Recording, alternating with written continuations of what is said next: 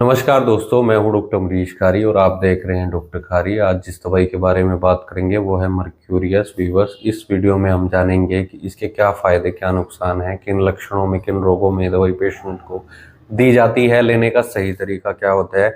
जानने के लिए वीडियो आप पूरा देखें।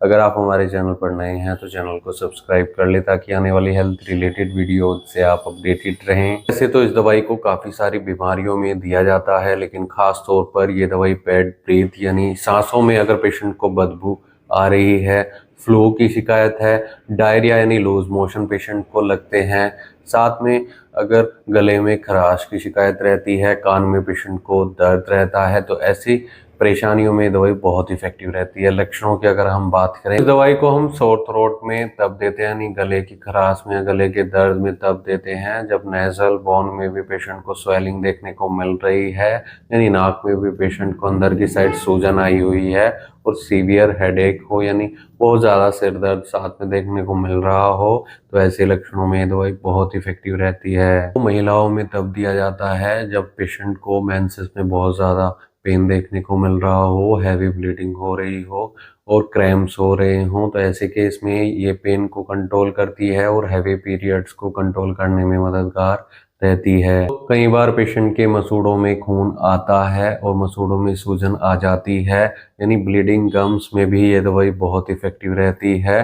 साथ में माउथ अल्सर्स में भी ये दवाई दी जाती है, यानी मुंह में अगर छाले हो गए हैं और जिन लोगों का डाइजेशन खराब रहता है, ऐसे केस में कई बार मुंह में छाले हो जाते हैं और मसूड़ों में सूजन आनी शुरू हो जाती है, दांत में दर्द होता है, मसूड़ों में पेशेंट को दर्द होता है, तो ये दवाई ऐसे में पेशेंट को दी जा सकती है और काफ़ी अच्छे रिजल्ट्स इसके मिलते हैं। दोस्तों, इस दवाई को स्किन डिसऑर्डर्स में भी दिया जा सकता है। अगर पस फॉर्मेशन हो रही है, मवाद पेशेंट के स्किन इन्फेक्शन में या स्किन अफेक्टेड एरिया में बन रही है, इन्फ्लामेशन भी साथ में हो, यूटीआई भी कई बार ऐसे केस में साथ में हो जाता है, यानी पेशाब का इन्फेक्शन साथ में हो रहा है, और स्किन डिजीज यानी चर्म रोग भी है, कहीं भी या कोई भी चर्म रोग हो सकता है जिसमें इन्फ्लामेशन होती है और पस बन जाती है, और कमर दर्द की शिकायत साथ में हो, ऐसे इकट्ठे रोगों में ये दवाई बहुत इफेक्टिव रहती है। इन सब परेशानियों को ठीक करने में मददगार रहती है जिनको चर्म रोग, यूटीआई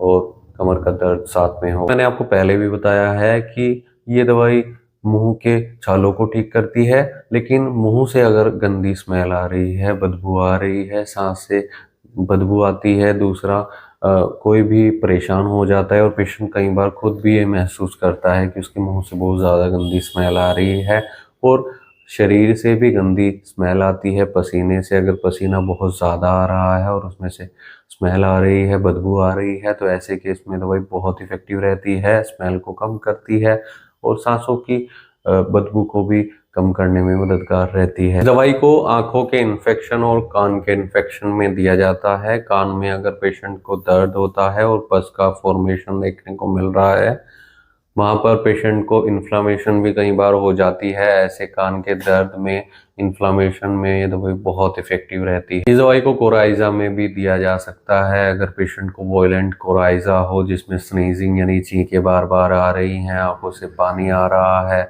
और पेशेंट का नाक कई बार बंद हो जाता है, ऐसे लक्षणों में कोराइजा में भी ये दवाई बहुत इफेक्टिव रहती है। इस दवाई को पेट की और छाती की जलन में दिया जा सकता है। साथ में पेट दर्द की शिकायत हो, पेट में इन्फ्लामेशन हो गई है, तो ये दवाई पेशेंट को देने से पेट दर्द में और छाती की और सीने की जलन में भी काफ़ी राहत मिलती है। अगर आपको ऐसी कोई शिकायत है और आप इस दवाई का सेवन करना चाहते हैं तो एक बार अपने होम्योपैथी डॉक्टर से सलाह जरूर ले लें। बिना डॉक्टर की सलाह के कोई भी होम्योपैथी दवाई नहीं लेनी चाहिए। ये दवाई काफ़ी सारी बीमारियों में इसके अलावा भी दी जाती है। ग्लैंड्स में अगर स्वेलिंग आ रही है ना, ग्रंथियों में सूजन के लिए भी ये दवाई दी जाती है। कुछ स्किन डिसऑर्डर्स यानी चर्म रोगों में भी ये दवाई दी जाती है, जैसे चिन पर अगर इरप्शंस हो गए हैं तो उसको ठीक करती है।